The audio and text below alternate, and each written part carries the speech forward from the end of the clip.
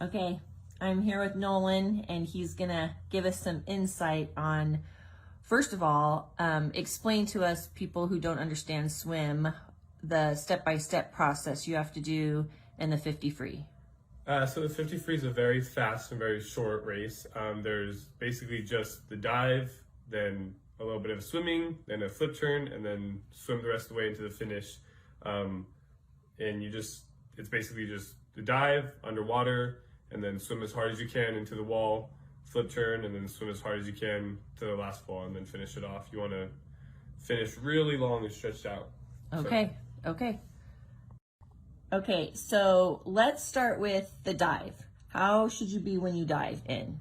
You want to be really tight and really tight in your streamline. You don't want to have anything loose or hanging out. Okay, so it needs to be super, super tight. Yeah. And then when you get into the water, what's the first thing you do after you do that? You're going to stay in your streamline. You're doing dolphin kicks in the water, almost like a mermaid. You want to do dolphin kicks all the way until you hit the surface of the water. Okay, and when you're going across the pool the first time, how many breaths do you want to take? The best of the best want to take 0 breaths for the first 25. Okay. And then what about, then you have your flip turn, which Yeah. is important. And then what do you do on your way back? Again, for the best of the best, they'll usually do 0 breaths again. So they'll do the entire 50 without taking a breath. Oh, wow. I think a lot of swimmers who are on the same level as me will take about 1 breath, because it's hard to hold your breath the whole time and still have oxygen for your muscles. But you want to take about 1 to 0 breaths. Okay, so now that we know how you want to swim, will you tell us what happened today at qualifiers? Yeah, so at the prelims before finals, I dove in and instead of staying in my streamline really tight like you should and doing your dolphin kicks, my arm fell out of line, which is really bad because there's a lot of water pushing on the arm, and then you have to bring that arm back up in your streamline, which almost pushes you back in the water. So basically, as soon as I hit the water, my body just stopped in the water and wasn't moving at all anymore. Okay, so after that happened, did you quit? No, in fact, I pushed my arm back up in the water, which is hard with all the water pushing against it, and I did the fastest dolphin kicks I could have possibly done, and I got back up to the surface of the water and sprinted as hard as I possibly could have. Then after my flip turn, I still only took 1 breath off my wall like normal, and I swam as hard as I possibly could have into the finish, just like I would have if my race was perfect. I swam as hard. Okay, so that sounds really good other than the dive. So what did you see when you popped out of the water when you were done? When I looked up at the scoreboard, my lane number and my name, next to it was my time, and it said 21:59, which for reference, my best time is a 20.6. So that means I went about a whole second slower than my best time. And like I said, the 50 free is a hundreds and thousands kind of a game.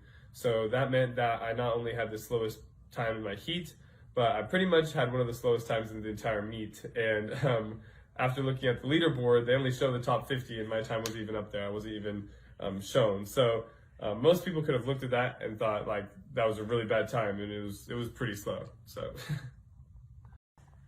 Okay, so now you know that you didn't make finals and it was a whole second slower than what you were expecting. How did you feel?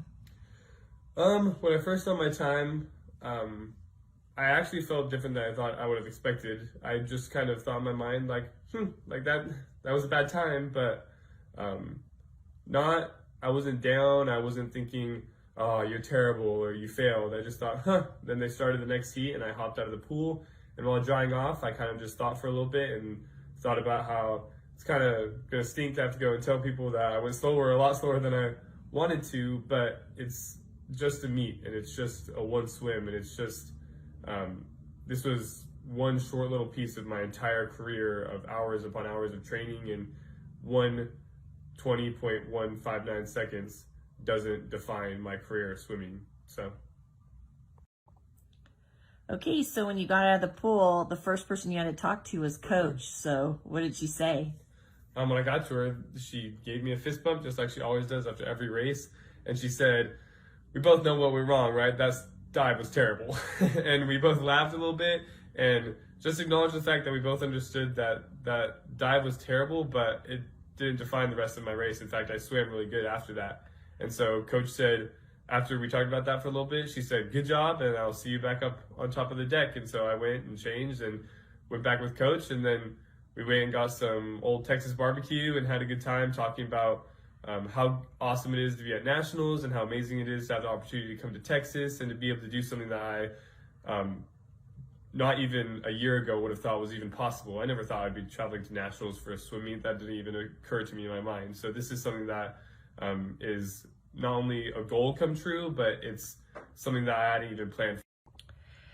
Okay, so all the hard work and all the hours at the gym and at the pool, what would you say to people who want to be an extreme athlete, and what would you say to them about doing it? Becoming an athlete means being able to not only deal with success in a humble and being able to achieve and even sometimes get the gold medal and be humble about it and be able to take that medal and say thank you and be grateful, and to look to the people who have the silver medal, the bronze medal, or no medal at all and say, I'm no more of a better person than you are. We're both athletes striving to be good people.